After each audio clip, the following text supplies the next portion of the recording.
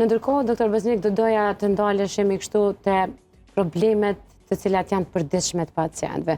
Se kur po themi ne sëmundjet kronike inflamatore, të ndalemi te secila. Çka konsiderohen ose cilat janë sëmundjet kronike inflamatore të zorrëve? Sëmundjet kronike inflamatore të zorrit janë dy më kryesore. Po. Është koliti ulcerioz dhe morbus Crohni. Që janë? Që janë, domethënë, morbus Crohni mund të përfshin gjithë traktin tretës, nga goja deri te zorra trash, ndërsa koliti ulcerioz e përfshin vetëm zorrën e trash. Po.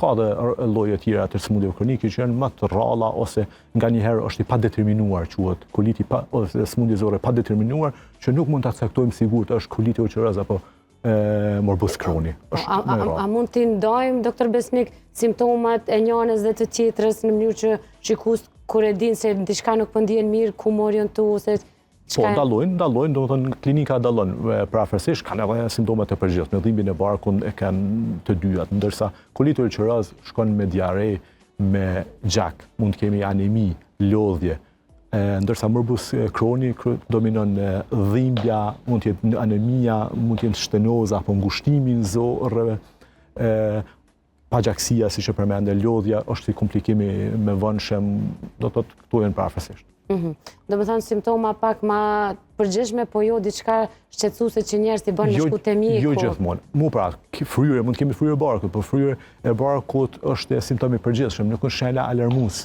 Ne gjithmonë duhet i dallojmë shenjat e përgjithshme, fryrja e barkut, gazra, ndonjë dhimbje e lehtë që mund të ketë secili, nga red flags që quajmë, do të thonë shenjat alarmuese, humbja peshe, diare që zgjat më shumë se 2-3 javë me gjak, mandej pagjaksia, këto janë kur gjithsesi duhet kontrolla.